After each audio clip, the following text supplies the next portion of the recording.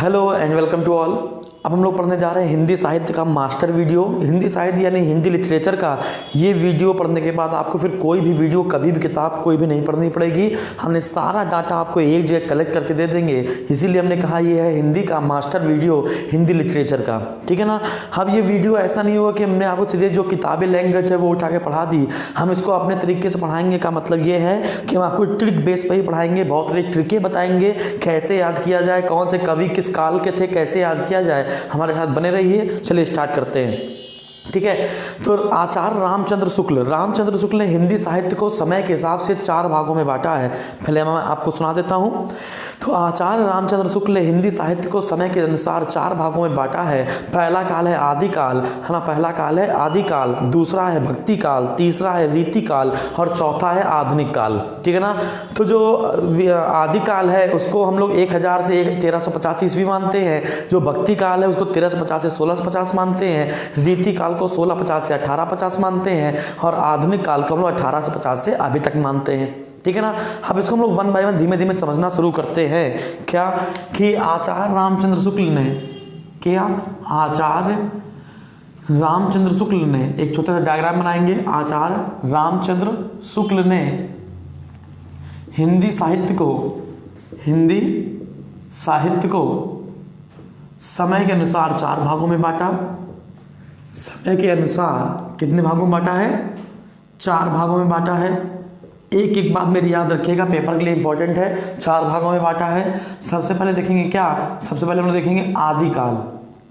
सबसे पहले क्या होगा? आदिकाल।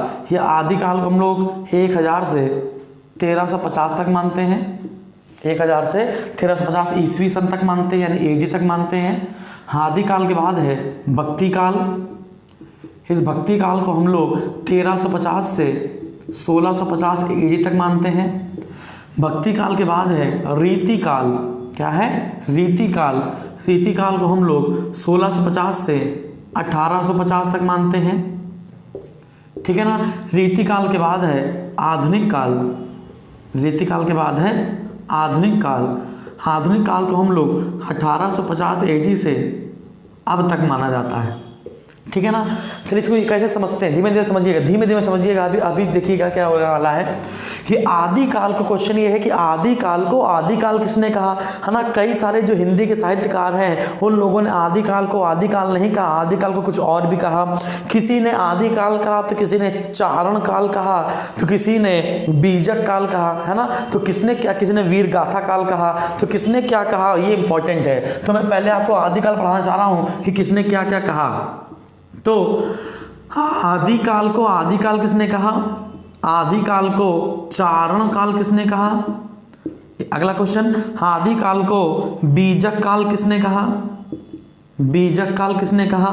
अगला क्वेश्चन कि आदिकाल को वीर गाथा काल किसने कहा?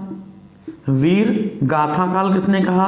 और इसी आदिकाल को हम लोग सिद्ध सामंत काल भी कहते हैं। क्या? सिद्ध सामंत काल भी कहते हैं। तो किसने किसने कहा, ये इंपॉर्टेंट है, वरना आपका पेपर फंसेगा। तो क्वेश्चन क्या है कि आदिकाल को आदिकाल किसने कहा? तो आंसर है हजारी प्रसाद द्विवेदी ने कहा। हाँ, आदिकाल को आदिकाल हजारी प्रसाद द्विवेदी ने कहा। अब क्वेश्चन क्या है कि आदिकाल को चारण काल किसने कहा? तो राम कुमार वर्मा ने कहा। किसने कहा है? राम कुमार वर्मा ने कहा है, ठीक है ना। अब क्वेश्चन क्या है, बीजक काल किसने कहा? तो महावीर प्रसाद द्विवेदी ने कहा। महावीर प्रसाद द्विवेदी ने कहा। अब क्वेश्चन क्या है? अब क्वेश्चन है कि आदिकाल को वीर गाथा काल किसने कहा? तो रामचंद्र शुक्ल ने कहा। रामचंद्र शुक्ल ने कहा। और लास्ट, आदिकाल को सिद्ध सामंत काल किसने कहा? तो राहुल सांकृत्यायन ने कहा। राहुल सांकृत्यायन ने कहा। घुमक्कड़ी इनका जीवन है, ठीक है ना। तो अब याद रखिएगा कि आदिकाल को आदिकाल कहकर किसने पुकारा?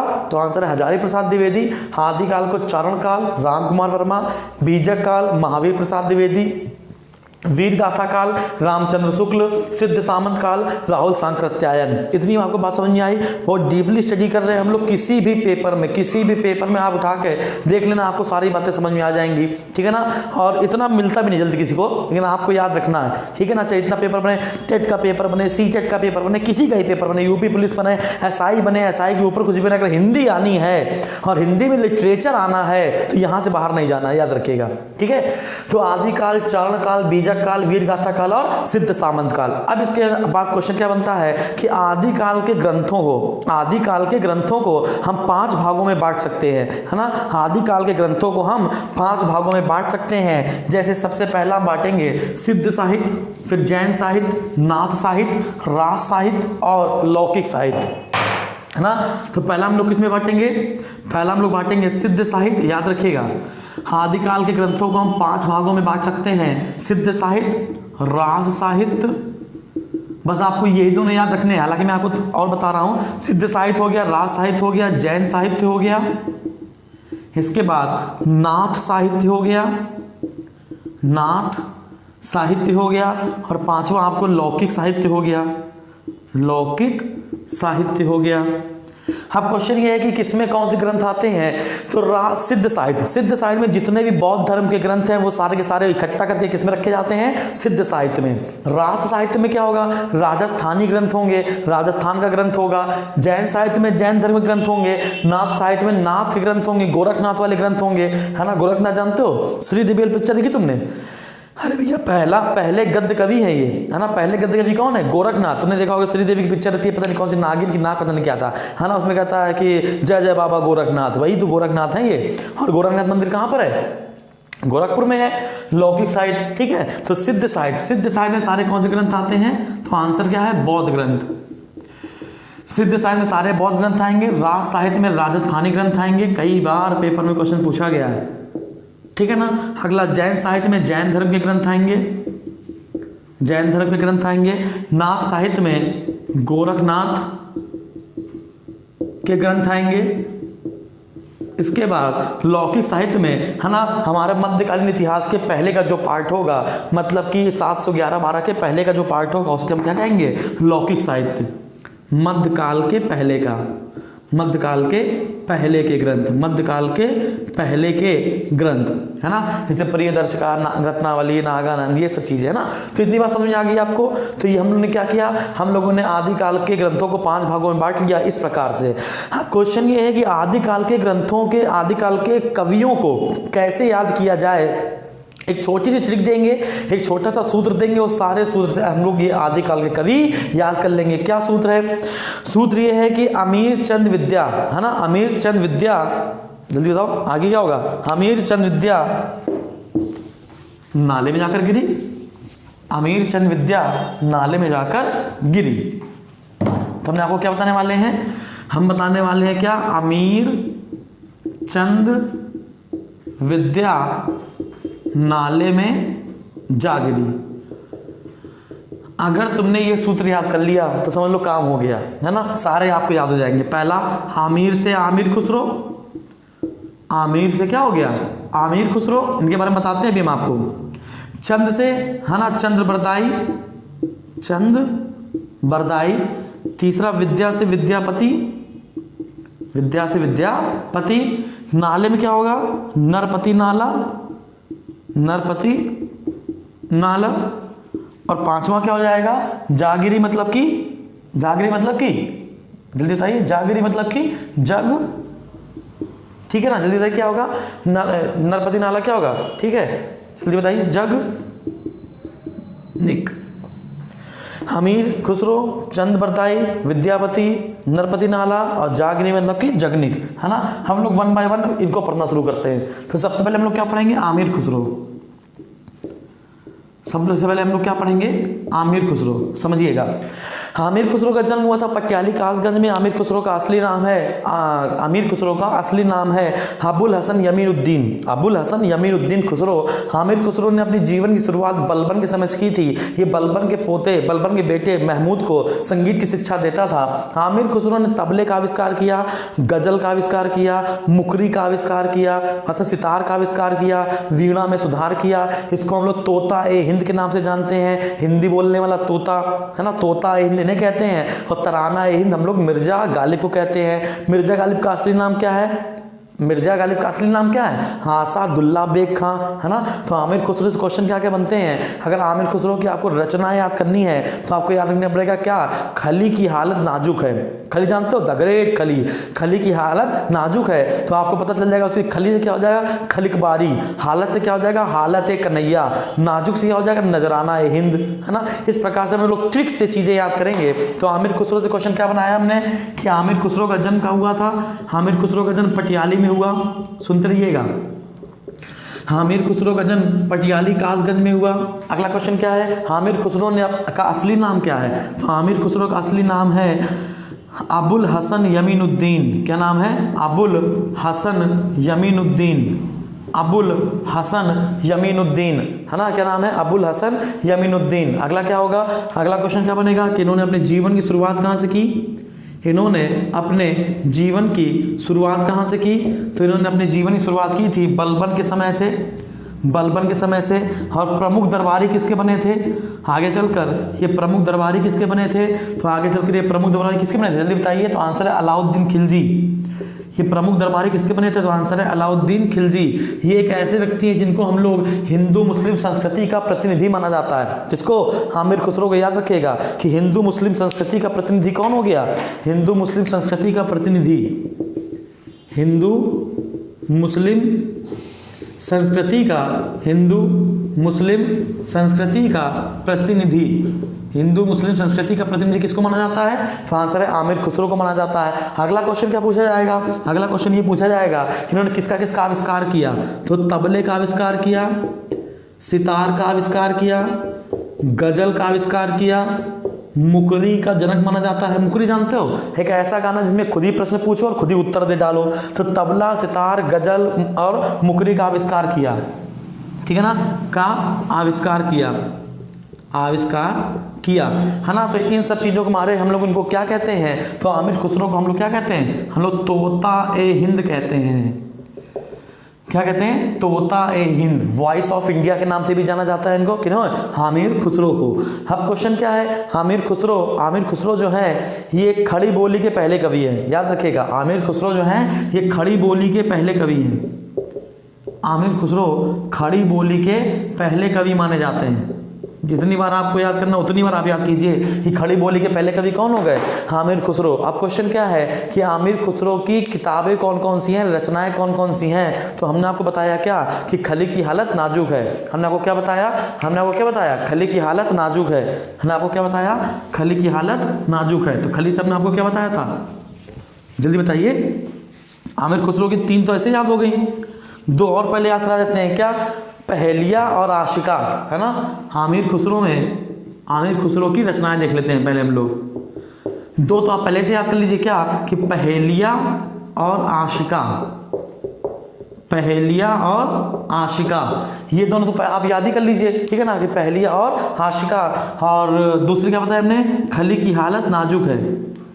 तो खली की हालत नाजुक है। तो खली से क्या बन जाएगा? जल्दी बताइए। तो खली से क्या बन जाएगा? जल्दी बताइए। तो खलिकबारी बन जाएगा। क्या बन जाएगा? खलिकबारी। तो खली से क्या बन जाएगा? खलिकबारी। इसके बाद क्या होगा? हालत क्या होगा? हालत से क्या हो जाएगा? हालत ए कन्हैया। हालत क्या होना चाहिए? हालत ए कन्हैया। हालत ए कन्हैया, ठीक है ना। और नाजुक से क्या होगा? नजराना ए हिंद। नजराना ए हिंद। तो हमने आपको आमिर खुसरो की कितनी बता दी, 1 2 3 4 और 5 रचनाएं बताई हमने आपको, ठीक है ना। आपको पांचों एक साथ कहीं देखने को नहीं मिलेंगी, ठीक है। जितने भी यूट्यूबर हैं सब ने 1 बाय 1 1 1 2 2 बताई हैं। हमने आपको पूरा आमिर खुसरो पढ़ा डाला और सब बातें बता डाली। तो आमिर खुसरो अगर आपको समझ में आ गया हो तो आमिर खुसरो के बाद हम लोग किसकी बात करेंगे, चंद बरदाई की बात करेंगे। चंद बरदाई ना, चंद बरदाई की किताब का नाम है पृथ्वीराज रासो। पृथ्वीराज रासो पहला महाकाव्य है, ठीक है ना। तो पृथ्वीराज रासो क्या है, पहला महाकाव्य। और चंद बरदाई को हम लोग वीर गाथा काल का सर्वश्रेष्ठ कवि कहते हैं। इसको मैं रेफर करता हूं। अब बात करते हैं किस पर, चंद बरदाई पर। अब किस पर बात करते हैं हम लोग, चंद बरदाई पर। चंद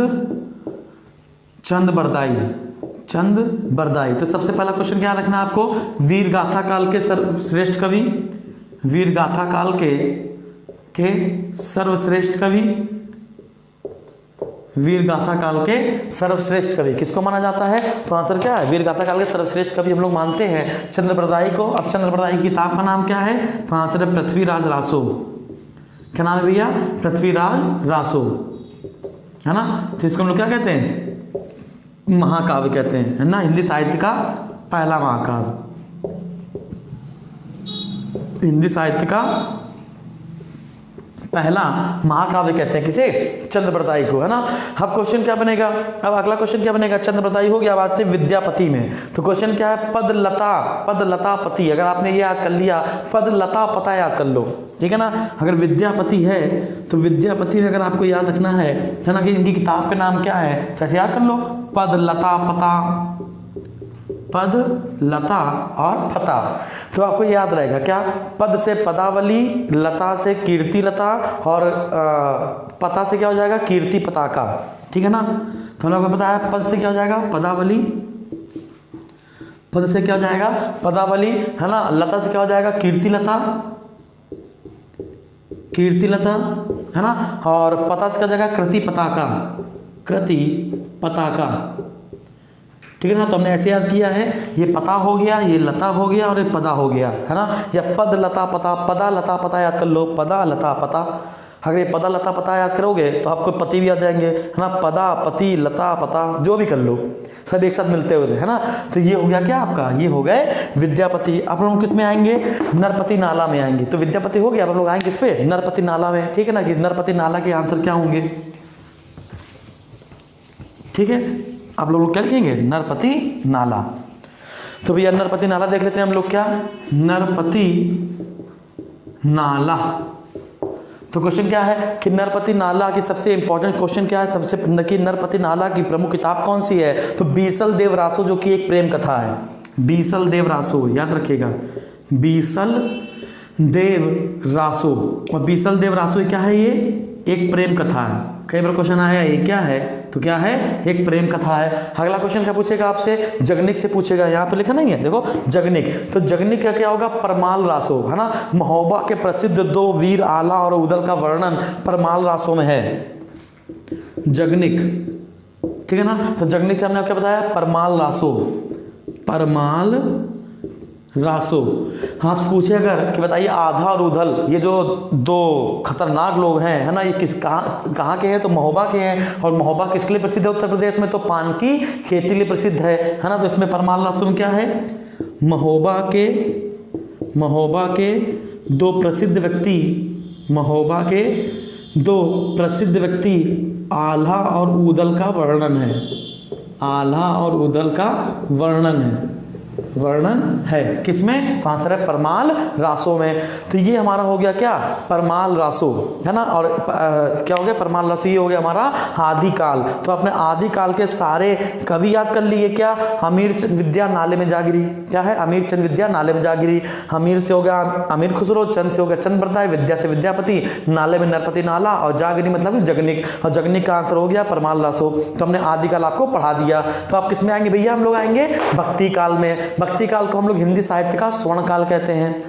भक्ति काल को हम लोग हिंदी साहित्य का क्या कहते हैं, स्वर्ण काल कहते हैं। अब इसको पढ़ा जाए, कितनी आपको बात समझ में आई। आदिकाल बहुत अच्छे से पढ़ा हम लोगों ने। और हम लोग आएंगे सूत्र पे ध्यान लगिएगा। अगर हम 3-4 बार सूत्र पढ़े तो आपका हिंदी का पेपर खराब नहीं हो सकता, ये मेरी गारंटी है। चलिए हम लोग किस पर आएंगे, अब हम लोग आएंगे भक्ति काल पर। जिस प्रकार से हम लोग ने आदिकाल को बहुत अच्छे से पढ़ा है, उसी प्रकार से हम लोग भक्ति काल भी देखेंगे, ठीक है ना। तो भैया देखते हैं भक्ति काल में, भक्ति काल को सबसे पहले कहते क्या हैं? भक्ति काल को हम लोग हिंदी साहित्य का स्वर्ण काल कहते हैं। भक्ति काल को हम लोग हिंदी साहित्य का स्वर्ण काल कहते हैं। भक्ति साहित्य को हम लोग हिंदी साहित्य का स्वर्ण काल कहते हैं, याद रखिएगा। अब क्वेश्चन क्या है? अब भक्ति काल को हम लोग दो भागों में बांटेंगे, एक सगुण भक्ति और एक निर्गुण भक्ति। सगुण भक्ति और निर्गुण भक्ति में अंतर समझ लो, सबसे इंपॉर्टेंट क्या है कि सगुण भक्ति और निर्गुण भक्ति में अंतर क्या है। हाँ, निर्गुण भक्ति क्या है? जो फील किया जा सके, कोई इंसान मन में नहीं बसाएंगे हम, कोई हम इंसान मन में नहीं बसाएंगे, बस फील करेंगे। जैसे प्रेम है ना, दुख सुख है ना, तो हम लोग फील करते हैं। तो जो फील करने वाली चीजें हैं है ना, उसको हम लोग सूफी काव्य धारा में रखेंगे है ना। लेकिन अगर हमने किसी को धर लिया, इसको हम लोग क्या कहेंगे? निर्गुण कहेंगे। बस जो फील कर रहे हैं वो निर्गुण है। लेकिन अगर हमने किसी को मन में बसा लिया तो वो क्या हो गया? सगुण हो गया। तो भक्ति के हिसाब से भक्ति दो प्रकार की होती है, देखते हैं भैया। भक्ति दो प्रकार की होती है, एक होता है सगुण भक्ति, जब हम किसी को मन में बसा लेते हैं, और एक क्या होता है? निर्गुण भक्ति। एक क्या होता है? निर्गुण भक्ति। तो जो सगुण भक्ति है इसमें दो चीजें होंगी, एक होगी संत काव्य धारा, एक क्या होगी? संत काव्य धारा है ना। नहीं, सगुण भक्ति में क्या होगा? निर्गुण भक्ति में होगा। निर्गुण भक्ति में क्या होगा? एक होगी संत काव्य धारा, संत काव्य धारा, और एक होगी सूफी काव्य धारा, एक होगी सूफी काव्य धारा। इस संत काव्य धारा को हम लोग कहते हैं, संत काव्य धारा मतलब कि ज्ञानाश्रयी, ज्ञान देंगे, इसको हम लोग ज्ञानाश्रयी भी कहते हैं। और जो सूफी काव्य धारा है इसको हम लोग प्रेमाश्रयी भी कहते हैं, प्रेमाश्रयी कहते हैं। तो प्रेमाश्रयी को सूफी काव्य धारा और ज्ञानाश्रयी को यहाँ से ज्ञान देंगे, किसी को मन में तो बसाया नहीं है, तो निर्गुण हो गया। सगुण में क्या होगी? सगुण में हम लोग दो चीजें देखेंगे, एक राम भक्ति शाखा, ये देखेंगे राम भक्ति शाखा, और एक देखेंगे कृष्ण भक्ति शाखा, कृष्ण भक्ति शाखा। अब इंपॉर्टेंट क्या है कि राम भक्ति शाखा के प्रतिनिधि कौन है, कृष्ण भक्ति शाखा के प्रतिनिधि कौन है, और यहाँ के ना संत काव्य धारा के प्रतिनिधि कौन है, सूफी काव्य धारा के प्रतिनिधि कौन है। तो राम भक्ति शाखा के प्रतिनिधि हैं सबसे इंपॉर्टेंट तुलसीदास। कौन है भैया? तुलसीदास। कृष्ण भक्ति शाखा के प्रमुख कवि कौन होंगे? बहुत सारे होंगे, सूरदास होंगे, रसखान होंगे, ठीक है ना, सूरदास होंगे, रसखान होंगे, ठीक है ना, बिहारी लाल होंगे, रहीम होंगे, बहुत सारे होंगे है ना। संत काव्य धारा में कौन आएगा? संत काव्य धारा में आपके हैं गुरु नानक देव, रैदास, कबीर दास, ये सब लोग आएंगे है ना। सूफी काव्य धारा में कौन आएंगे? मलिक मोहम्मद जायसी आएंगे, मलिक मोहम्मद जायसी आएंगे, मलिक मोहम्मद जायसी आएंगे। तो अब ये तो हमने आपको अलग अलग करके बता दिया बेटा, ये तो हमने आपको अलग अलग करके बता दिया। लेकिन वो पूछ देगा आपसे, बताइए कि रैदास का संबंध किस काल से? भक्ति काल से, रीति काल से, आदि काल से, आधुनिक काल से है। तो अगर हमने तो आपको यहाँ पे बांट कर बता दिया, अगर आपने बांटना नहीं चाहते तो सूत्र कैसे याद किया जाए? तो सूत्र याद करने के लिए आपको मैं सूत्र देता हूँ, क्या है? तुलसी और मीरा, क्या है? तुलसी और मीरा रहीम दास की कब्र में, तुलसी और मीरा रहीम दास की कब्र में सूरजमुखी का रस जलाती हैं। तो पहले मैं इसको रफ करूं, इसको जल्दी से आप स्क्रीनशॉट लीजिए, फिर मैं आपको एक सूत्र देता हूं, उस सूत्र से आपको सारे के सारे क्या है ये कवि याद हो जाएंगे, ठीक है ना। तो हमने आपको क्या बताना है, तो हम देखते हैं भाई सूत्र क्या है हमारा। तो हमारा सूत्र क्या है? सूत्र है तुलसी और मीरा रहीम दास की कब्र में, तुलसी और मीरा रहीम दास की कब्र में सूरजमुखी का रस जलाती हैं, सूरजमुखी का रस जलाती हैं, ठीक है ना, सूरजमुखी का रस जलाती हैं, ठीक है। तो ये सूत्र हो गया, ठीक है। तो तुलसी से क्या हो गया? तुलसीदास, तुलसी से क्या हो गया? तुलसीदास। अभी हम लोग पढ़ेंगे, अभी सूरदास पढ़ेंगे, सूरदास के बाद तुलसीदास पढ़ेंगे, है ना, हम लोग पढ़ेंगे, अभी तो मैं बता रहा हूँ सूत्र, है ना। अभी हम लोग वापस आ जाएंगे सूरदास में, ठीक है ना। तो तुलसीदास हो गए, मीराबाई हो गई, है ना, रहीम हो गए, ठीक है ना। अगला इसके बाद रहीम के बाद हम लोग क्या देखेंगे? कबीरदास देखेंगे, कबीरदास, सूरजमुखी से सूरदास, रस खे रसखान, रस से क्या हो जाएगा? रसखान, ठीक है ना। तो तुलसीदास, मीराबाई, रहीम, कबीरदास, सूरदास और रसखान। तो हमने इतने सारे कवि देख लिए। हम लोग वन बाय वन इसको पढ़ना शुरू करते हैं। तो हम लोग अब क्या पढ़ेंगे? सूरदास। हम लोग क्या पढ़ने वाले हैं? सूरदास पढ़ने वाले हैं। तो इंपॉर्टेंट क्या है? सूरदास पढ़ने पहले आप कबीरदास पढ़ लीजिए। सूरदास पढ़ने पहले कबीरदास, फिर सूरदास पढ़ते हैं, है ना। वन बाय वन हम लोग सबको क्लियर कराएंगे आपको। इसको मैं रफ कर देता हूँ, आपको सूत्र समझ में आया। तुलसी और मीरा रहीमदास की कब्र में सूरजमुखी का रस जलाते हैं, आपको भक्ति काल के सारे कवि याद हो गए। तो अब हम लोग क्या पढ़ने वाले हैं? सबसे पहले देखेंगे सूरदास। सूत्र भी रख कर देते हैं, जगह बचेगी हमारे पास। तो क्या है? सूरदास। क्वेश्चन क्या है? क्वेश्चन सिंपल सा है क्या कि सूरदास के कौन कौन सी रचनाएं हैं, बस यही क्वेश्चन बनेगा कि सूरदास की कौन कौन सी रचनाएं हैं। रचनाएं आपको याद रखनी पड़ेंगी। सूर सागर, सूर सागर, सूर सागर, सूर सारावली, सूर सागर, सूर सारावली, साहित्यिक लहरी, साहित्यिक लहरी। तो सूर सागर, सूर सारावली, साहित्यिक लहरी, गोवर्धन लीला, नागलीला, गोवर्धन लीला, गोवर्धन लीला, नागलीला, है ना।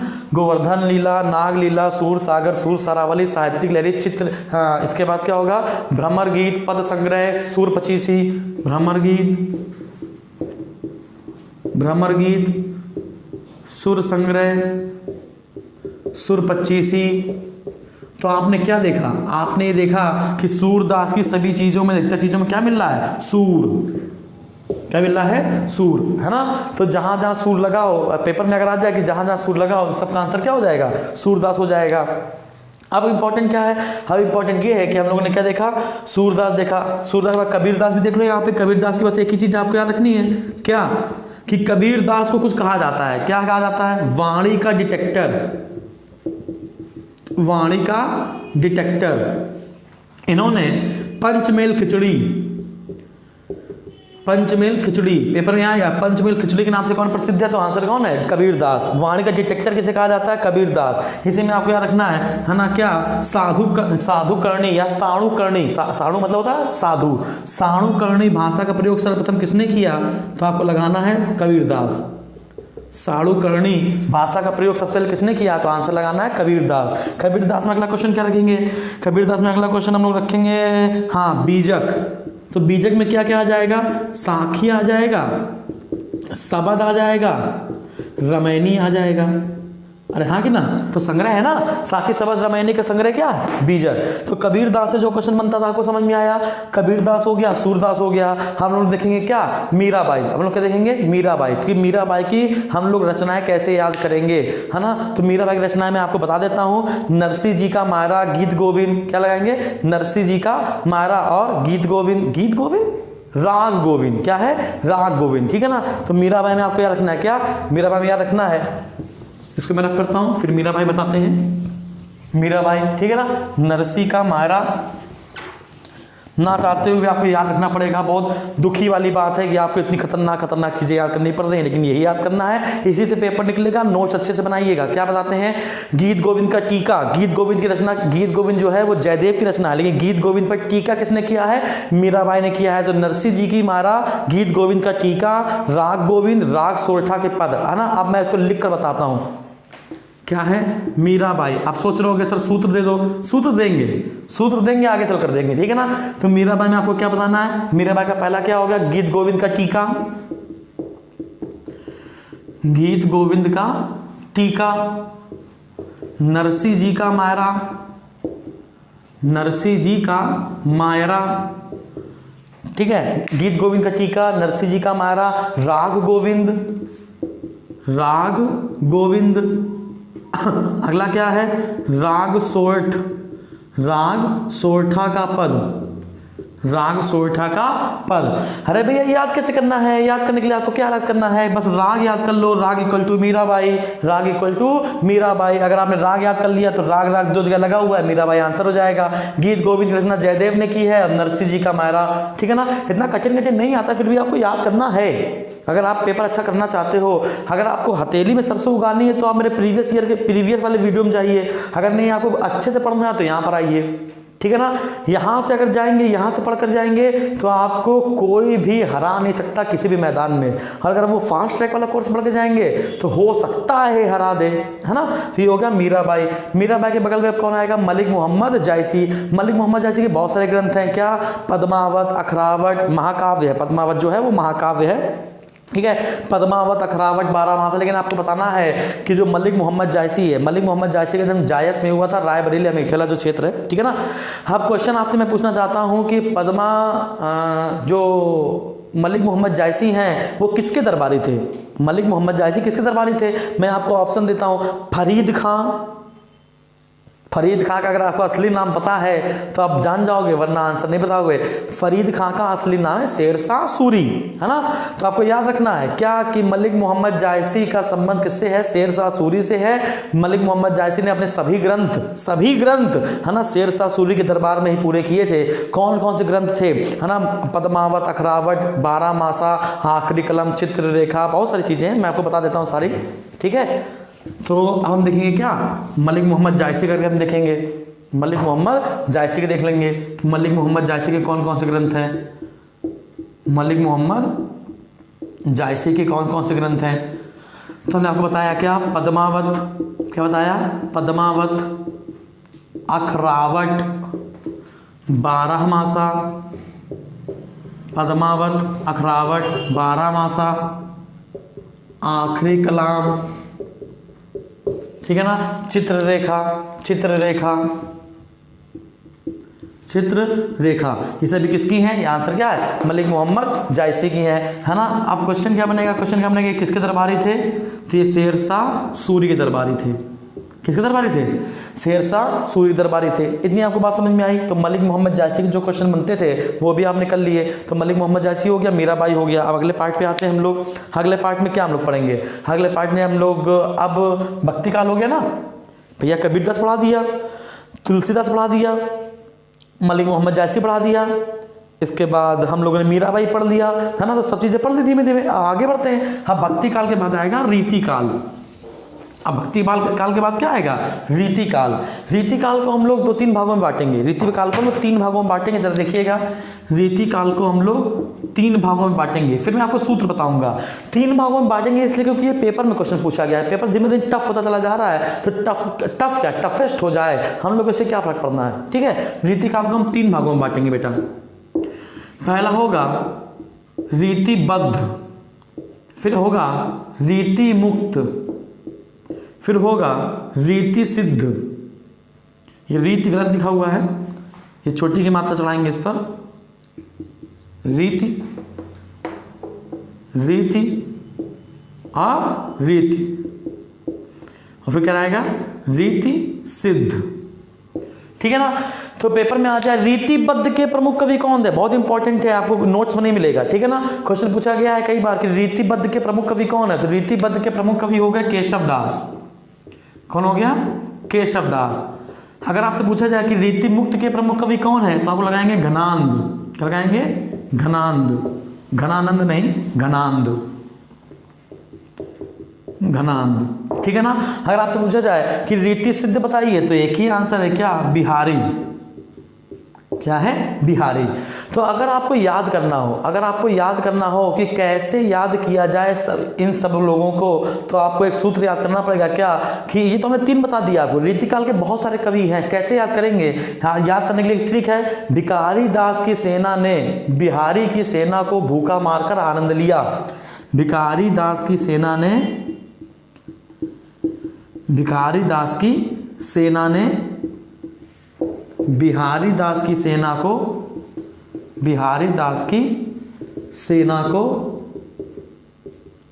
भूखा मारकर आनंद लिया, ठीक है। ये क्या हो गया, अब देखते हैं, सूत्र को खोलते हैं। भिखारी दास से तो आंसर भिखारी दास है, बिल्कुल सही है। भिखारी दास एक कवि हैं, तो भिखारी दास का भिखारी दास हो गया, है ना। सेना क्या हो गया, सेनापति। सेना से क्या हो गया, सेनापति। बिहारी से क्या हो गया, बिहारी लाल, आपको पता ही है ना। दास, जल्दी बताइए, दास से क्या होगा, है ना, सोचिए जल्दी से, ये दास कौन वाले दास हैं, ठीक है। आगे बढ़ते हैं, इधर आते हैं। भूखा से क्या हो जाएगा, भूषण। भूकर से क्या हो जाएगा, भूषण हो जाएगा, है ना। मारकर क्या हो जाएगा, पद्माकर, पद्माकर। आनंद से क्या हो जाएगा, घनानंद, ठीक है ना। और ये दास से बता नहीं पाए, ऊपर लिखा तो था केशव दास, है ना, केशव दास। तो हमने देखो सारे कवि याद कर रहे हो, है ना, लेकिन आप ऐसे याद भी हो जाता है अगर आप इसको दिन में 2-3 बार सूत्र याद कर लोगे और सूत्र पर ही फोकस करोगे तो आपका पेपर निकल जाएगा, ठीक है ना। क्या बताया हमने आपको, भिखारी दास की सेना ने बिहारी दास की सेना को भूखा मारकर आनंद लिया। भिखारी दास सेनापति, बिहारी केशव दास, इसके बाद सेना तो हो ही चुका है, भूखा से भूषण, मारकर से पद्माकर, आनंद से घनानंद, ठीक है ना। तो आपने इतने याद कर लिए। अगर आपने इतने याद कर लिए तो हम लोग 1 बाय 1 पढ़ना शुरू करते हैं कि केशव दास की रचनाएं कैसे याद की जाएं। तो रामदास जहां विज्ञान माला वहां, हो गया काम। केशव दास की अगर आपको रचनाएं याद करने, क्या करेंगे, रामदास जहां विज्ञान माला वहां, ठीक है ना। तब इनकी किताबें ऐसे याद हो गई। जरा देखते हैं भाई कैसे याद होती है, कैसे याद होती हैं, इनको देखा जाए। हाँ, अगर नोट्स बनाते चलोगे तो आपको बहुत आसानी रहेगी। अगर आप पहली बार पढ़ रहे हो, मैं आपको बता दूं, अगर आप पहली बार पढ़ रहे हो तो आपको बहुत दिक्कत हो रही होगी। अगर आप पहली बार नहीं पढ़ रहे हो, पहले से पढ़े हुए हो, तब तो बड़ा मजा आएगा, ठीक है ना। ये बस यही है सक्सेस का साधन। क्या हमने आपको बताया, केशव दास की रचनाएं कैसे याद होंगी। केशव दास की रचनाएं क्या बताया हमने आपको, सूत्र बताया, सूत्र लिखें, क्या तो सूत्र था, रामदास जहां, ठीक है, विज्ञान माला वहां, रामदास जहां विज्ञान माला वहां। तो भैया देखते नहीं किताबें कौन कौन सी हो गई। राम से हो गया रामचंद्रिका, राम से हो गई रामचंद्रिका, ठीक है ना। रामदास हो गया ना, रामदास से हम क्या करेंगे यार, रामचंद्रिका, है ना। जहां से आपको याद करना है जहांगीर जयचंद्रिका, जहांगीर जयचंद्रिका,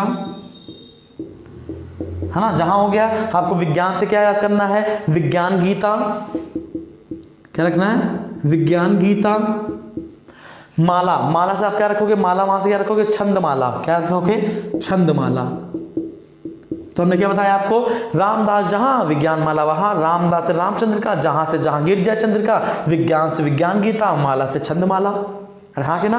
अगर आपको इतना याद हो गया, हालांकि मैं एक सूत्र का वीडियो अलग से बना दूंगा, आपके कहने पर मैं एक सूत्र का वीडियो अलग से बना दूंगा, कि तो मैं डिटेल में पढ़ा रहा हूँ आपको, और कैसे याद किया जाए। सूत्र अगर हमें पढ़ाना हो तो हम उसको किनारे लगा देंगे, सूत्र भी पढ़ा सकते हैं। इतनी बात आपको समझ में आई। अगर इतनी बात आपको समझ में आ गई तो हमने केशव दास पढ़ लिया। बिहारी लाल में देखते हैं, बिहारी लाल में सिर्फ एक ही याद रखनी है, एक ही किताब देखकर वो हिंदी साहित्य के इतिहास में अमर हो गए। क्या, सतसई, क्या है, सतसई। बिहारी हो गया, तो हम लोग केशव दास देख लिया, बिहारी लाल देख लिया। अब अगला पॉइंट में देखते हैं, हम लोग देखेंगे घनांद की, घनांद की रचनाएं क्या है। घनांद की रचनाएं याद करने की क्या हल्की टेढ़ी सी ट्रिक है। क्या, सुजानंद की बिल्ली ने किया लीला कांड, सुजानंद की बिल्ली ने किया लीला कांड।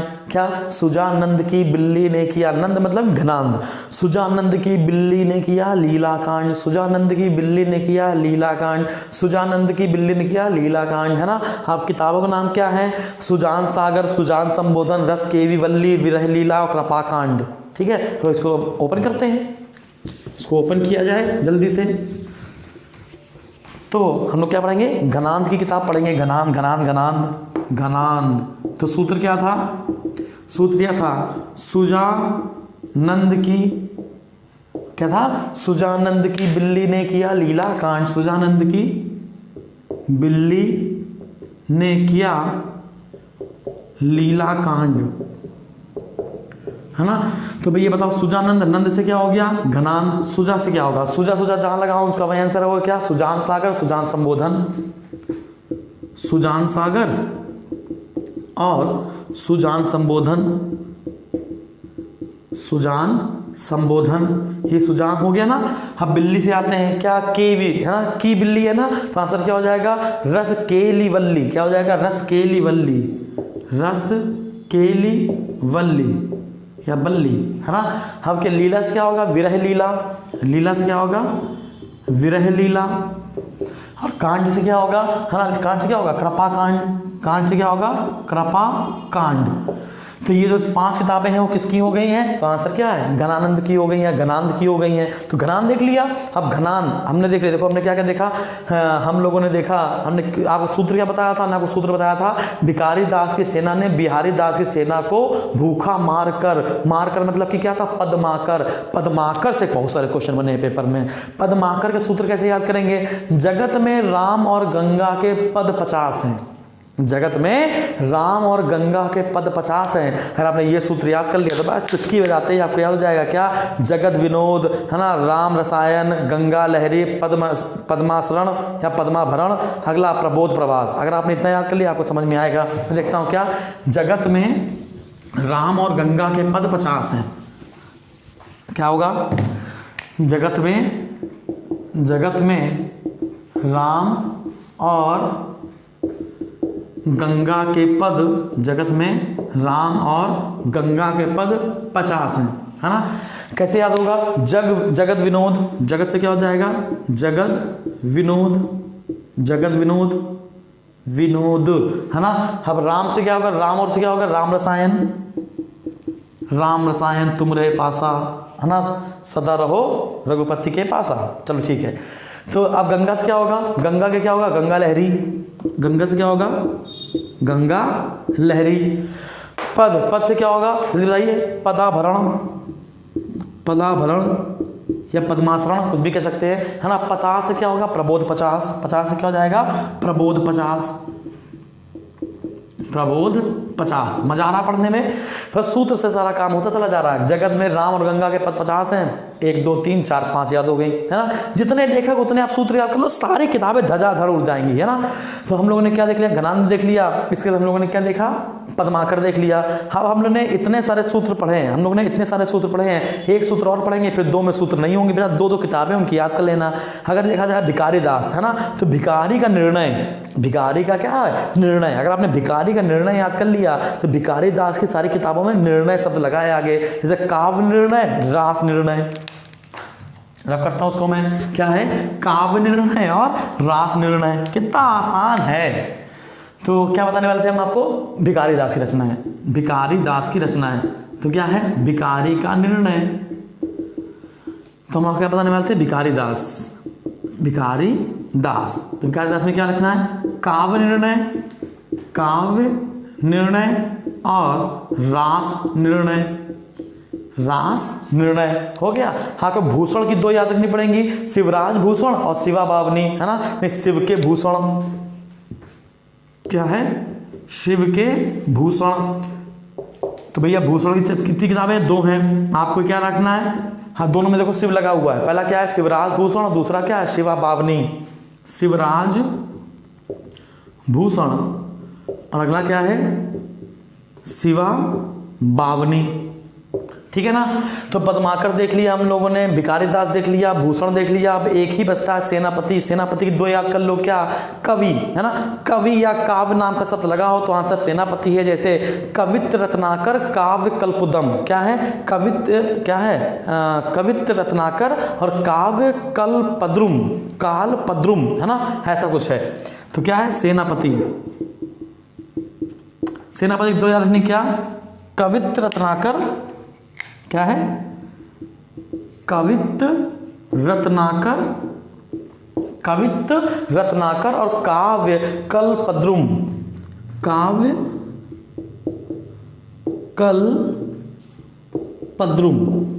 ठीक है ना। ये क्या हो गया? कालपद्रुम। ठीक है ना, या कल्पद्रुम।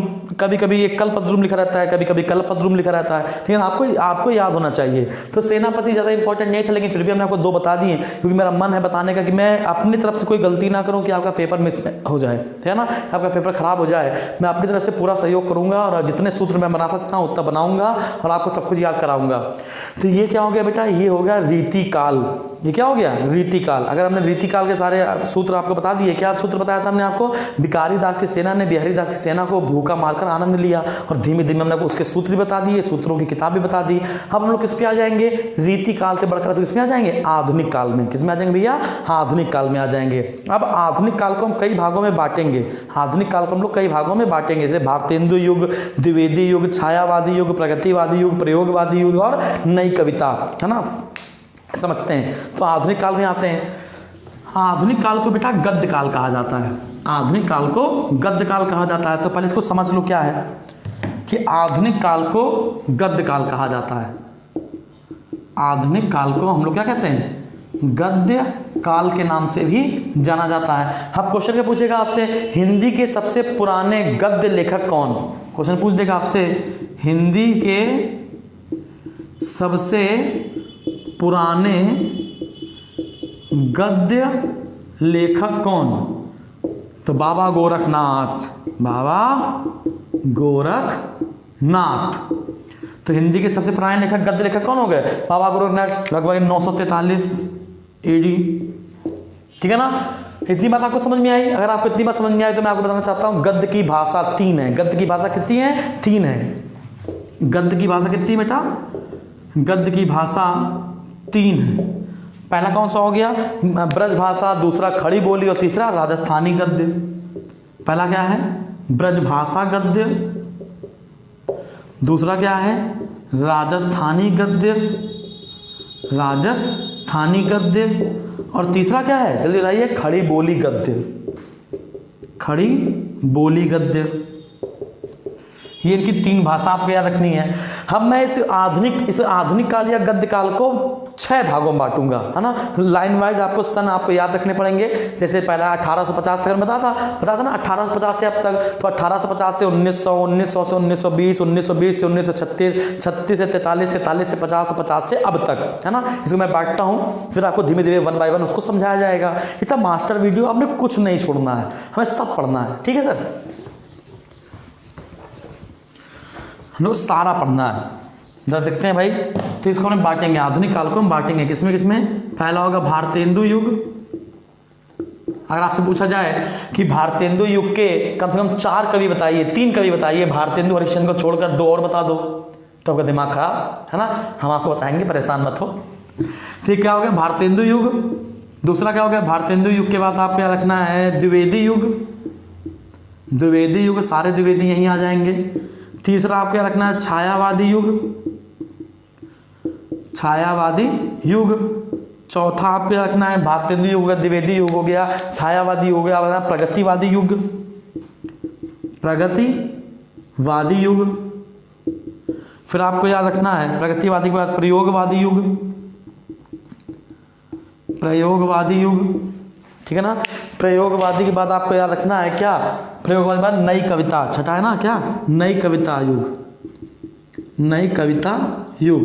अब इम्पोर्टेंट क्या है कि भैया बताइए कौन से कब तक चला? हमने बताया आपको 1850 से 1900, 1850 से 1900, 1900 से 1920, 1900 से क्या हो गया? 1920, 1920 से क्या होगा? 20 से हो जाएगा 36, 1920 से 1936, 1936 से 1943, 1936 से 1943, 1943 से 1950, 1943 से 1950 और 1950 से अब तक, 1950 से अब तक, है ना? तो ये हमने आपको 6 भागों में बांटा। आप परेशान मत होइए, आपको परेशान मत होइए कि कैसे याद होंगे, भारतेंदु युग कैसे याद होगा, तो है ना? ये सब ऐसे डांस याद कर लीजिएगा। भारतेंदु, द्विवेदी, छाया, प्रगति, प्रयोग और प्रगति साथ प्रयोग किया लोगों ने। पहले अच्छी खासी छाया आती थी, है ना? छाया कौन देता था? भारतेंदु द्विवेदी छाया देते थे, लेकिन प्रगति हो रही थी, लेकिन लोगों ने प्रयोग शुरू कर दिया और प्रयोग के अनुसार नई कविता बनाना शुरू कर दिए। तो अब हम लोग पहली बात पर चर्चा किस पर करेंगे? पहले करेंगे भारतेंदु युग पर और उनकी कविताओं पर। तो भारतेंदु हरिश्चंद्र, भारतेंदु हरिश्चंद्र में आपको बस एक पॉइंट याद रखना है, हरिश्चंद्र का प्रेम। क्या रखना है? हरिश्चंद्र का प्रेम। अगर कि कहीं पर भी प्रेम शब्द लगा हो तो किसकी हो जाएगी? भारतेंदु हरिश्चंद्र की कविता हो जाएगी, है ना? किसकी हो जाएगी? भारतेंदु हरिश्चंद्र की हो जाएगी। अब कैसे याद रखेंगे? जैसे प्रेम सरोवर, जैसे क्या है? प्रेम सरोवर, प्रेम फुलवारी, प्रेम नलिका, है ना? ये सब किसकी है? ये सब आंसर भारतेंदु हरिश्चंद्र की हैं। दूसरे भारतेंदु हरिश्चंद्र के बाद कौन आंसर बताएगा? अंबिका दत्त। क्या? अंबिका दत्त व्यास। क्या है? अंबिका दत्त व्यास। अंबिका दत्त व्यास की 2 आपको याद रखनी है, एक है भारत धर्म और एक है पावस पचासा। एक है भारत धर्म और एक है पावस पचासा। तीसरा कौन कवि होंगे? तीसरे होंगे जगमोहन सिंह। जगमोहन सिंह, जगमोहन सिंह से आपको 2 किताबें आपको याद रखनी है, देवयानी और श्याम सरोजनी। देवयानी और श्याम सरोजनी, है ना। ये मार्कर किस सिद्धांत में कार्य करता है? आंसर है केशिकत्व। आंसर क्या है? केशिकत्व, कैपिलरिटी। ठीक है, चलिए तो मैं आपको भारतेंदु युग के कम से कम 4 कवि बताता हूँ। ठीक है, भारतेंदु युग की कम से कम 4 कवि बताता हूँ। क्या सूत्र भी दे दूंगा, परेशान मत होइए, सूत्र भी बताया जाएगा। बिना सूत्र के जीवन कहाँ चल रहा है भाई। तो सबसे पहले मैं आपको बताऊंगा क्या, भारतेंदु युग। क्या है? भारतेंदु युग। भारतेंदु युग। तो भारतेंदु युग में आपको 4 चीजें याद कर लो। क्या? पहला भारतेंदु हरिश्चंद्र, भारतेंदु हरिश्चंद्र, है ना। और हरिश्चंद्र किताबें कैसे याद होंगी? हरिश्चंद्र का प्रेम। कैसे याद होंगी? हरिश्चंद्र का प्रेम। किसी ने उन्हें बताया था आपको? ठीक है, शिव का भूषण नहीं पता था? शिव का भूषण मतलब कहीं पर शिव लगा तो आंसर भूषण लगाना है आपको। उसी प्रकार से हरिश्चंद्र का प्रेम। तो किताबें कौन कौन सी जाएंगी? प्रेम सरोवर, प्रेम फुलवारी, प्रेम मल्लिका। प्रेम सरोवर, प्रेम सरोवर, प्रेम फुलवारी, प्रेम फुलवारी, प्रेम मल्लिका, प्रेम मल्लिका। हो गया बस हरिश्चंद्र का प्रेम। अब भारतेंदु हरिश्चंद्र के बाद आप कौन आएंगे? अंबिका दत्त व्यास। अंबिका दत्त व्यास। अंबिका दत्त व्यास में आपको 2 याद रखनी है, इसका सूत्र नहीं है कोई। अंबिका दत्त व्यास। अंबिका दत्त व्यास से आपको 2 चीजें याद रखनी है। पहली क्या होगी? भारत धर्म, और दूसरी होगी पावस पचासा। भारत धर्म, भारत धर्म और पावस पचासा। पावस पचासा, ठीक है ना। अंबिका दत्त व्यास हो गया। अगला है जगमोहन सिंह। क्या है? जगमोहन सिंह। जगमोहन सिंह की 2 याद रखनी है, एक देवयानी और एक श्याम सरोजनी। जगमोहन सिंह में 2 याद रखनी है। जगमोहन सिंह में आपको 2 याद रखनी है, एक है देवयानी, देवरानी नहीं है, देवयानी और श्याम सरोजनी। श्याम सरोजनी, देवयानी और श्याम सरोजनी। तो ये क्या हो जाएगा? जगमोहन सिंह के हो जाएंगे। लास्ट एक और भारतेंदु की बताते हैं आपको। क्या? राधाचरण गोस्वामी। क्या है? राधाचरण गोस्वामी। राधाचरण गोस्वामी की किताब का नाम क्या है? नवभक्त माल। क्या है? नवभक्त माल। एक याद रखना है। क्या? राधाचरण गोस्वामी में क्या याद रखना है? राधाचरण गोस्वामी में आपको क्या रखना है? नवभक्त माल। नवभक्त माल। तो नवभक्त माल किसकी हो गई? राधाचरण गोस्वामी की हो गई। अब भारतेंदु के कवि कैसे याद किया जाए? अरे भैया, भारत दत्त जग का स्वामी है। भारत दत्त जग का स्वामी है। क्या सूत्र है? भारत दत्त जग का स्वामी है। भारत दत्त जग का स्वामी है। तो भारत से भारतेंदु हरिश्चंद्र, दत्त से अंबिका दत्त, जग से जगमोहन और राधाचरण स्वामी। राधाचरण स्वामी किससे हो गया? ये हो गया, है ना। राधाचरण गोस्वामी मान लो, राधाचरण गोस्वामी मान लो। इतनी बात समझ आ रही? तो भारत दत्त जग का स्वामी है। तो आपने भारतेंदु युग देख लिया क्या आप लोग, है ना। तो क्या बताया हमने? हमने आपको बताया कि क्या बताया हमने आपको? हमने बताया साकेत गुप्ता। क्या? साकेत गुप्ता भारती और यशोधरा को, भारती और यशोधरा को पंचमढ़ी, है ना। साकेत गुप्ता भारती और यशोधरा को पंचमढ़ी लेकर गए। मान लो पंचमढ़ी ले गए। अगर आपने ये भी याद कर लिया कोई दिक्कत नहीं, है ना। तो मैथिली शरण गुप्त की किताबें कैसे याद होंगी? ये सूत्र हो गया। आप किताबें देखते हैं, किताबें देखते हैं, माना किताबें तो भूल जाओगे, सूत्र याद रह जाएगा, किताबें भूल जाओगे, है ना। तो आप कैसे याद करेंगे? जल्दी बताइए। साकेत हो जाएगा ना। मैथिली शरण गुप्त में पहली किताब क्या हो जाएगी? पहली किताब होगी साकेत, है ना। पहली किताब क्या होगी? साकेत। देखते हैं भाई, पहली किताब हो गई साकेत, है ना। दूसरी किताब क्या होगी? भारती, है ना। क्या हो जाएगा? भारत भारती। साकेत के बाद भारत भारती। तो भैया देखो, साकेत भारत भारती। यशोधरा से क्या होगा? यशोधरा के साथ ना, यशोधरा के साथ मतलब यशोधरा, यशोधरा के साथ मतलब कि यशोधरा। अब क्या है? पंचमढ़ी लिखा है तो पंचवटी कर लो इसको। पंचमढ़ी लिखा है तो पंचवटी कर लो। ये हो गया मैथिली शरण गुप्त। हम मैथिली शरण गुप्त के बाद अगला कौन आएगा? जल्दी से बताइए। मैथिली शरण गुप्त के बाद कौन आएगा? माखनलाल चतुर्वेदी आएंगे। इसको मैं रफ कर देता हूँ, ठीक है। क्या रखना है? साकेत गुप्ता भारती यशोधरा को पंचमढ़ी ले गए, है ना। अब माखनलाल चतुर्वेदी। माखनलाल चतुर्वेदी में कैसे याद रखना है? हिम वाला माखन चरण में समर्पित। हिम वाला माखन चरण में समर्पित। हिम वाला माखन चरण में समर्पित। माखन लाल चतुर्वेदी देख लेते हैं। माखन लाल चतुर्वेदी, तो वो क्या देखना है? माखन लाल चतुर्वेदी में क्या बताया हमने आपको? हिम का माखन चरण में समर्पित, हिम का माखन चरण में समर्पित। क्या बताया? हिम का माखन चरण में समर्पित, ठीक है ना। तो अब कैसे याद करेंगे हम लोग देखेंगे। हम लोग का पहला क्या होगा? हिम से क्वेश्चन बनेगा। हिम से हो जाएगा हिम तरंगिनी और हिम करीटनी। क्या हो जाएगा? हिम तरंगिनी, हिम तरंगिनी और हिम किरीटनी। अगला क्या होगा? माखन से माखनलाल चतुर्वेदी हो गए। चरण से क्या होगा? युग चरण, युग चरण। और समर्पित से क्या होगा? समर्पण, समर्पित से क्या होगा? समर्पण, ठीक है। तो माखनलाल चतुर्वेदी की सारी चीजें हमने देख ली। अब अगला क्या होगा? महावीर प्रसाद द्विवेदी। महावीर प्रसाद द्विवेदी में से आपको दो याद रखनी है, क्या? काव्य मंजूषा और सुमन, ठीक है। महावीर प्रसाद द्विवेदी में आपको सिर्फ दो याद रखनी है। कौन कौन सी? काव्य मंजूषा, काव्य मंजूषा और सुमन। मैंने प्यार किया है, सुमन थे इसमें। चलिए, तो अगला क्या है? अयोध्या सिंह उपाध्याय हरिऔध। अयोध्या सिंह उपाध्याय हरिऔध, इनका सूत्र याद कर लेते हैं। अयोध्या सिंह उपाध्याय, टाइटल क्या है इनका? हरिऔध। क्या है टाइटल? हरिऔध। तो कैसे याद किया जाए अयोध्या सिंह उपाध्याय? किताबें में लिख लेता हूँ। प्रिय प्रवास, वैदेही वनवास, रस कलश। क्या है? प्रिय प्रवास, वैदेही वनवास, रस कलश। प्रिय प्रवास, प्रिय प्रवास। अगला क्या बताया हमने आपको? प्रिय प्रवास के बाद वैदेही वनवास, वैदेही वनवास। और अगला क्या बताया हमने आपको? रस कलश। क्या बताया? रस कलश, रस कलश। तो ये क्या हो गया भैया? ये हो गया माखनलाल चतुर्वेदी, महावीर प्रसाद द्विवेदी, और इसके महावीर प्रसाद द्विवेदी और अयोध्या सिंह उपाध्याय हरिऔध। उसके पहले क्या बताया था? मैथिली शरण गुप्त। इतनी बात आपको समझ में आ गई। नेक्स्ट पॉइंट पे आएंगे अब हम लोग, ठीक है। ये तीनों हो गए और वो चार हो गए। अब नेक्स्ट पॉइंट पे आते हैं।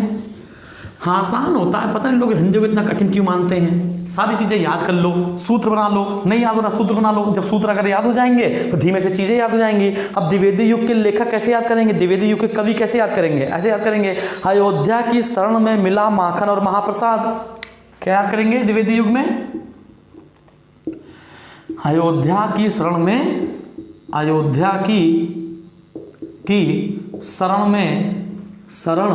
में मिला माखन और महाप्रसाद, महाप्रसाद। तो अयोध्या सिंह उपाध्याय हरिऔध, मैथिली शरण गुप्त, माखनलाल चतुर्वेदी, महावीर प्रसाद द्विवेदी। हो गया, सिंपल सा था, ठीक है ना। ये चार आपको याद हो गए। तो ये होगा द्विवेदी युग। अब द्विवेदी युग के बाद हमने आपको क्या बताया? भारतेंदु युग था, फिर द्विवेदी युग था। द्विवेदी युग के बाद क्या था? छायावादी युग में आते हैं। छायावादी युग में सबसे खतरनाक है ना कि बेचारे ने 3 शादी करी और तीनों शादी में पत्नी मर जाती है, फिर धीमे से वो भी मर जाते हैं। तो आंसर हम क्या बताने वाले हैं? जयशंकर प्रसाद। तो जयशंकर प्रसाद की चीजें आपको सबको आती हैं। इसमें सूत्र हम आपको क्या दें? आंसू, लहर, झरना, कामायनी, कंकाल, तितली, है ना, लहर, ठीक है। ये सब किसकी है? जयशंकर प्रसाद की। चित्रधारा, तो इसमें आपको याद करने की जरूरत नहीं है। जयशंकर प्रसाद की बच्चों रटी होती है। अगर आप स्कूल कभी गए होगे तो हिंदी में रटाया जाता है जयशंकर प्रसाद, ठीक है। तो जयशंकर प्रसाद में हमने कोई सूत्र नहीं बताएंगे। तो जयशंकर प्रसाद में आपको ऐसे याद करना पड़ेगा, जयशंकर प्रसाद, जयशंकर प्रसाद। तो कैसे याद करना पड़ेगा? आंसू, कहते नहीं तेसु मत बहाओ, झरना मत बहाओ, लहर, कंकाल दिखने लगेगा तुम्हारा, तितली बन जाओगे, है ना। तो आंसू, झरना, लहर, कंकाल, तितली, कामायनी, कामायनी है कि नहीं। चित्रधारा, करुणालय, चित्रधार, करुणालय, है ना। ये जयशंकर प्रसाद की है ना। अगर मैं आपको सूत्र देना चाहूँ तो कैसे दे सकता हूँ? शंकर ने चित्र में करुणा के आंसू को लहर के बदले झरना दिखाकर पैसा कमाया।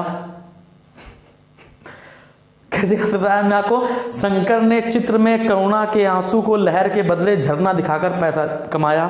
तो शंकर ने मतलब जयशंकर प्रसाद, चित्र में मतलब चित्रधारा, करुणा के मतलब करुणालय, आंसू को मतलब आंसू, है ना, लहर के बदले मतलब लहर प्रेम प्रतीक, और झरना दिखाकर पैसा मतलब झरना, कमाया मतलब कामायनी। समझ में आ गया आपको? ठीक है, तो जयशंकर प्रसाद हो गया। अब जयशंकर प्रसाद के बाद हम लोग किस पर आएंगे? सुमित्रानंदन पंत पे। सुमित्रानंदन पंत को हम लोग प्रकृति का सुकुमार कवि कहते हैं, और इसको हमेशा के लिए याद रखो। सुमित्रानंदन पंत की मेरे दिमाग में जो सबसे बचपन में एक कविता थी सुमित्रानंदन पंत की, चींटी, वो आज भी दिमाग में मौजूद है मेरे। हाँ, चलिए देखते हैं। तो सुमित्रानंदन पंत, सुमित्रानंदन पंत, तो छायावादी युग शुरू हो गया ये, है कि नहीं? तो आते हैं सुमित्रानंदन पंत। अभी मैं आपको सूत्र दूंगा, सुमित्रानंदन पंत। तो सुमित्रानंदन पंत को लोग प्रकृति का सुकुमार कवि कहते हैं। कैसे याद करते हैं? सुमित्रा के वीणा की गूंज पूरे आवास में पुलकित हो रही है। सुमित्रा के वीणा की गूंज पूरे आवास में पुलकित हो रही है। सुमित्रा के वीणा की गूंज पूरे आवास में पुलकित हो रही है। मतलब वीणा, गुंजन, क्या हो गया? वीणा हो गया, गुंजन हो गया, और पल्लव क्या हो गया भैया? पल्लव। वीणा, गुंजन, पल्लव, और हो गया उच्छ्वास। वीणा, पल्लव, गुंजन, उच्छ्वास, है ना? तो याद कैसे किया हमने आपको? सुमित्रा के वीणा की गूंज, सुमित्रा के वीणा की गूंज, सुमित्रा के वीणा की गूंज क्या है? पूरे आवास में पुलकित हो रही, पूरे आवास में पुलकित हो रही, पूरे आवास में पुलकित हो रही। तो वीणा आवास से क्या हो जाएगा? उच्छ्वास, गूंज से हो जाएगा गुंजन, और पुलकित से हो जाएगा पल्लव। तो ये हो गया सुमित्रानंदन पंत। सुमित्रानंदन पंत के बाद आपको बताना है क्या? सूर्यकांत त्रिपाठी निराला। इसको मैं रख कर देता हूँ, सूर्यकांत त्रिपाठी निराला। आप स्क्रीनशॉट जल्दी से वीडियो पॉज कर करके लेते रहिएगा। हम लोग किसकी बात करने वाले हैं? सूर्यकांत त्रिपाठी निराला की। ठीक है, सूर्यकांत त्रिपाठी निराला की कैसे याद करेंगे? सूर्यकांत त्रिपाठी, त्रिपाठी को क्या कहते हैं हम लोग? निराला के नाम से जानते हैं। तो सूर्यकांत त्रिपाठी निराला कैसे याद करते हैं इन किताबों को? तुलसीदास की मणि अनामिका निराली है, तुलसीदास की मणि अनामिका निराली है। सूत्र छोड़ दो, ऐसे तीनों याद कर लो। क्या ऐसे याद कर लो ना? अनामिका, तुलसीदास, अणिमा। क्या है? अनामिका, तुलसीदास, क्या है? अनामिका, तुलसीदास और अणिमा। अणिमा, अनामिका, तुलसीदास और अणिमा, तीन हो गए, है ना कि नहीं? अब क्या है? महादेवी वर्मा। महादेवी वर्मा में क्या है ना? बहुत सारे आपको सिर्फ दो याद रखनी है। महादेवी वर्मा में रश्मि, नीरजा, सांद गीत और यामा, यामा, सप्तपर्णा, दीपशिखा। महादेवी वर्मा, महादेवी वर्मा सबको पता है ना? महादेवी वर्मा को हम लोग आधुनिक मीरा के नाम से जानते हैं। महादेवी वर्मा को हम लोग आधुनिक मीरा के नाम से जानते हैं, सबको पता होगा। महादेवी वर्मा को हम लोग आधुनिक मीरा के नाम से जानते हैं। महादेवी वर्मा को यामा के लिए, महादेवी वर्मा को यामा के लिए पहला ज्ञानपीठ पुरस्कार मिला। पहला ज्ञान, अच्छा एक और बात मैं आपको बता दूं कि मैंने बताया कि पहला ज्ञानपीठ पुरस्कार हिंदी भाषा में पुरुषों में किसको मिला था? सुमित्रानंदन पंत को, चिदंबरा के लिए। सुमित्रानंदन पंत को चिदंबरा के लिए, सुमित्रानंदन पंत को चिदंबरा के लिए। और पहली महिला जिसको हिंदी मिला था वो महादेवी वर्मा थी। लेकिन कुछ बच्चों ने कमेंट किया है कि सर जो पहला ज्ञानपीठ पुरस्कार है वो इंटरनेट पर दिखा रहा है क्या? जी शंकर कुरूप। अरे दादा मेरे, जी शंकर कुरूप मलयालम के, मैं हिंदी की बात कर रहा हूँ आपको। ठीक है, तो महादेवी वर्मा यामा के लिए क्या मिला? पहला ज्ञानपीठ पुरस्कार पाने वाली पहली महिला, ज्ञानपीठ पुरस्कार या जनानी पद पुरस्कार के पहला ज्ञानपीठ पुरस्कार पाने वाली पहली महिला, पहली महिला। लेकिन किस भाषा में? तो आंसर है हिंदी भाषा में। किस भाषा में है? तो आंसर है हिंदी भाषा में। तो यहाँ क्या हो जाएगा? यामा सप्तपर्णा, यामा सप्तपर्णा दीपशिखा, यामा सप्तपर्णा दीपशिखा, है ना? निहार, रश्मि, नीरजा, निहार, रश्मि, निहार, रश्मि, नीरजा, है ना? बहुत सारी इनकी। तो ये हो गया महादेवी वर्मा। महादेवी वर्मा के बाद हम लोग पढ़ेंगे राम कुमार वर्मा। सिर्फ दो याद रखनी है, चित्ररेखा और आकाशगंगा। चित्ररेखा और आकाशगंगा। बेटा चित्ररेखा और किसकी थी? राम कुमार वर्मा के अलावा और किसकी थी चित्ररेखा? और बताइए, मलिक मोहम्मद जायसी की। तो मलिक मोहम्मद जायसी की भी चित्ररेखा है और राम कुमार वर्मा की भी क्या है? चित्ररेखा है। तो मैं क्या बताया आपको? क्या बताने वाले हैं? राम कुमार वर्मा, राम कुमार वर्मा। तो राम कुमार वर्मा में आपको क्या रखना है? आकाशगंगा। राम कुमार वर्मा में आपको याद रखना है आकाशगंगा। और क्या बताया हमने आपको? चित्ररेखा, चित्ररेखा।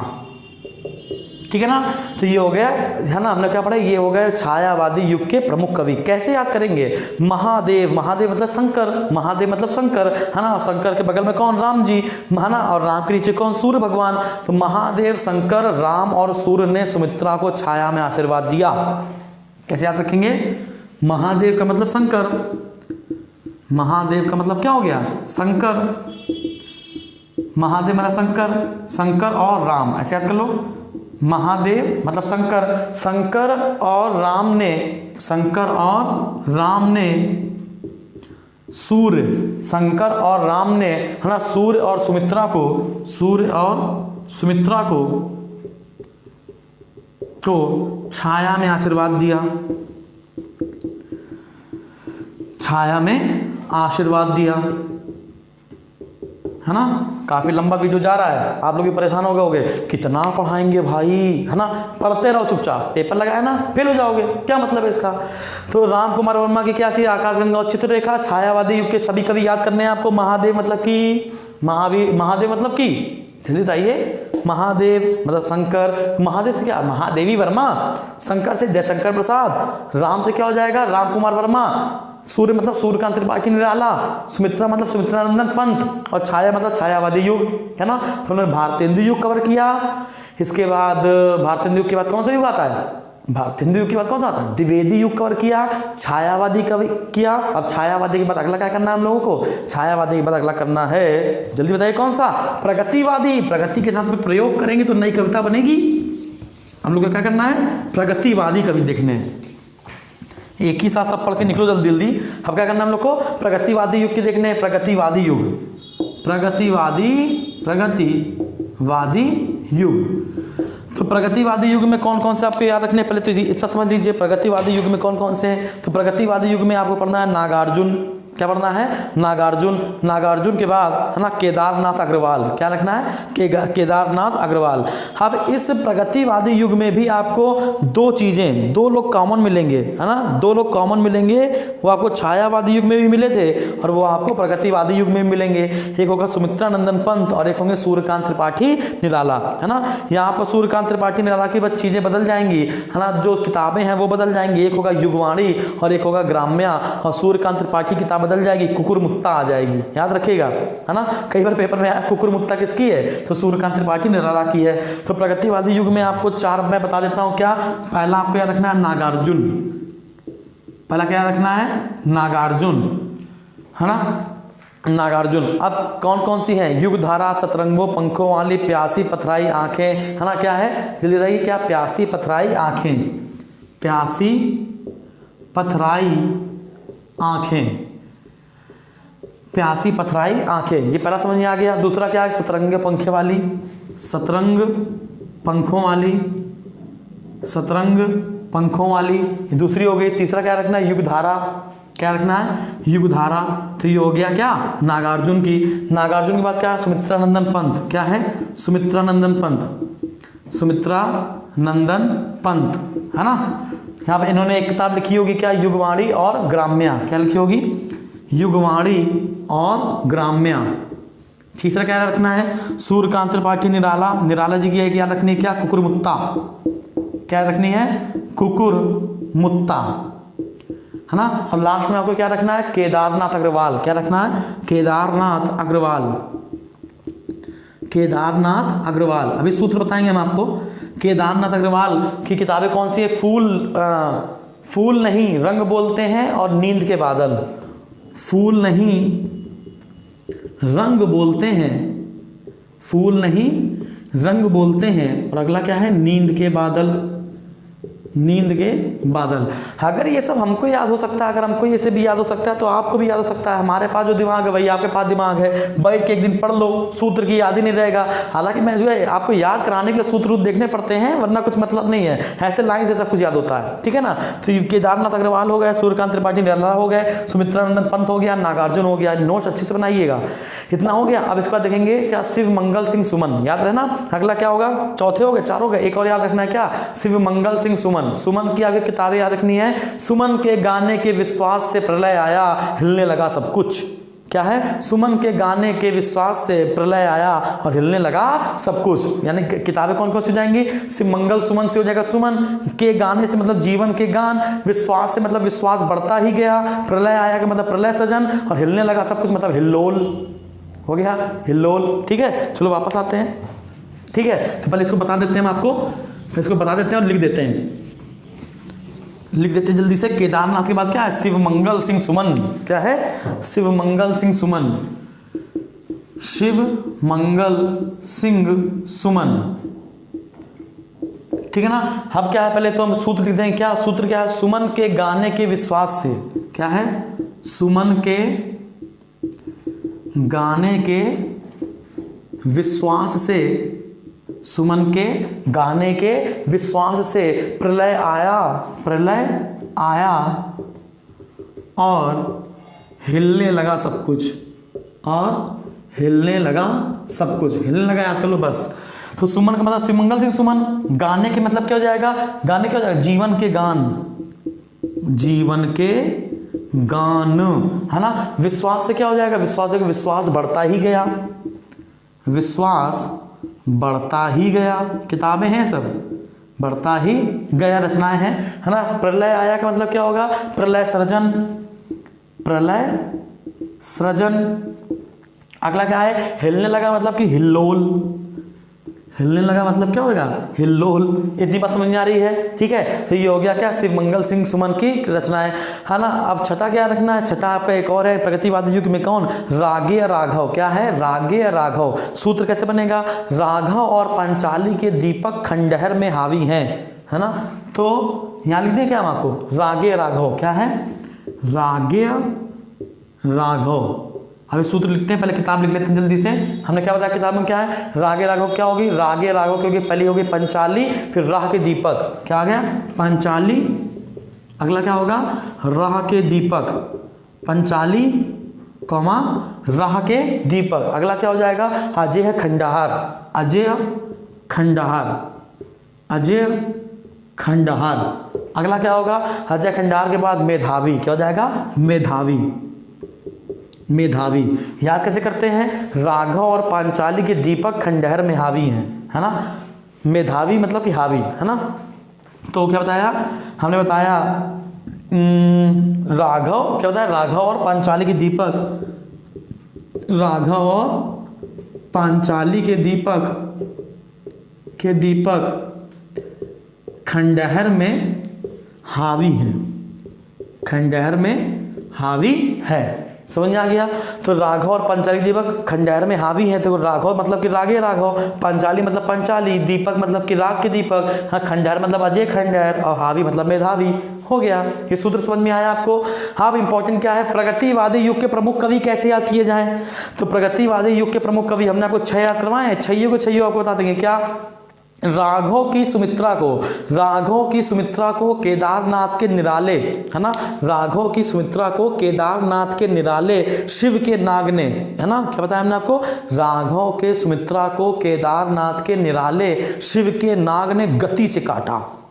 ठीक है ना, ये सूत्र है। रफरू पहले इसको मैं, आपको 2-3 बार तो पढ़ना ही पड़ेगा ना सर, ये 2-3 बार तो पढ़ना ही पड़ेगा, हमको कई बार पढ़ना पड़ जाता है।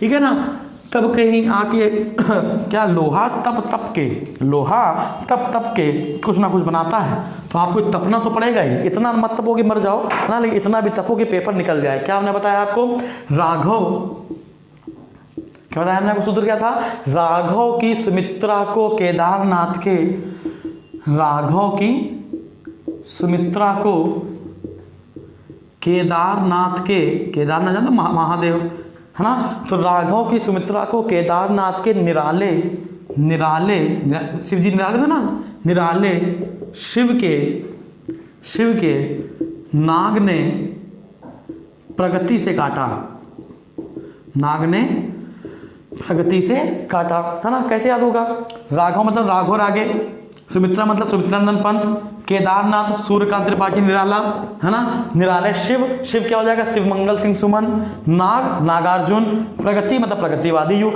है कि नहीं? देखो सारा सूत्र हो गया। राघव की सुमित्रा को केदारनाथ के निराले शिव के नाग ने प्रगति से काटा। हाँ, वो 2-3 बार तो याद करना ही पड़ेगा सर, ठीक है। तो ये हो गया प्रगतिवादी युग। अब अगला पढ़ेंगे हम लोग प्रयोगवादी युग। प्रयोगवादी युग में आपको 2-3 याद रखने हैं। क्या? सच्चिदानंद, हीरानंद, वात्स्यायन अज्ञेय, धर्मवीर भारती और भारत भूषण अग्रवाल, है ना। ये आपको 3 याद रखने पड़ेंगे। रफ कर देते हैं इसको मैं। तो ये हो गया क्या? ये हो गया प्रगतिवादी। क्या हो गया? प्रगतिवादी। अब आएंगे प्रयोगवादी में। अब किस में आएंगे? प्रयोगवादी में। प्रयोगवादी में आपको कौन कौन से पढ़ने पड़ेंगे? सबसे पहले आपको पढ़ना पड़ेगा सच्चिदानंद, हीरानंद, वात्स्यायन अज्ञेय।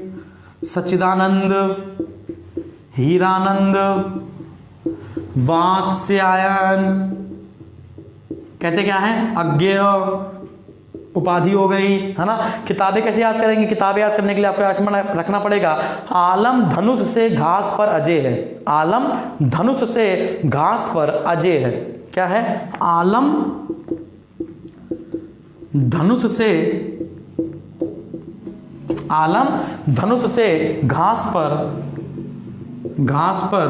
है ना। यहाँ पे अगर तुम ऐसे याद कर लो ना कि घास पर धनुष का आलम, अगर तुम ये याद कर लो तो भी हो जाएगा काम, है ना। अगर ये याद कर घास पर अजय है, अजय है का मतलब अज्ञेय है। अजय का मतलब क्या बताना? अज्ञेय। क्या कि आप भूलो नहीं, है ना। तो किताबें कौन कौन सी, रचनाएं कौन कौन सी हो जाएंगी सच्चिदानंद की, है ना। इत्यलम, इंद्राधनुष के रौंदे हुए, हरी घास पर और हाँ, हरी घास पर चल भर, हरी घास पर चल भर, हरी घास पर चल भर, ये एक रचना हो गई। दूसरी हमने क्या बताया आपको? इंद्रधनुष के रौंदे हुए, इंद्रधनुष के रौंदे हुए। तो इंद्रधनुष के रौंदे हुए, है ना। हरी घास पर चल भर और इंद्रधनुष के रौंदे हुए। और एक आपको क्या रखना है? इत्यालम। क्या रखना है? इत्यालम। इत्यालम। तो आलम से इत्यालम, धनुष के मतलब इंद्रधनुष, और घास पर मतलब हरी घास पर चलो, है ना। और अजय मतलब अज्ञेय हो गया। तो सच्चिदानंद, हीरानंद, वात्स्यायन अज्ञेय हो गया। प्रयोगवादी। दूसरा कवि क्या देखना है? धर्मवीर भारती है। सबको पता है धर्मवीर भारती का सबसे इंपॉर्टेंट पॉइंट क्या है ना। तो धर्मवीर भारती का जो सबसे ज्यादा पेपर में आया है वो है कनुप्रिया, ठंडा लोहा, है ना। क्या रखना है? कनुप्रिया, ठंडा लोहा और अंधा युग। ये 3 याद रखनी धर्मवीर भारती की। मैं यहीं पर लिख दे रहा हूं। धर्मवीर भारती नाच आकर आपको 3 तो याद रखनी पड़ेंगी। पहला क्या है? पहला है क्या बताया हमने आपको? पहला होता है अंधा युग, कनुप्रिया, ठंडा लोहा। अंधा युग,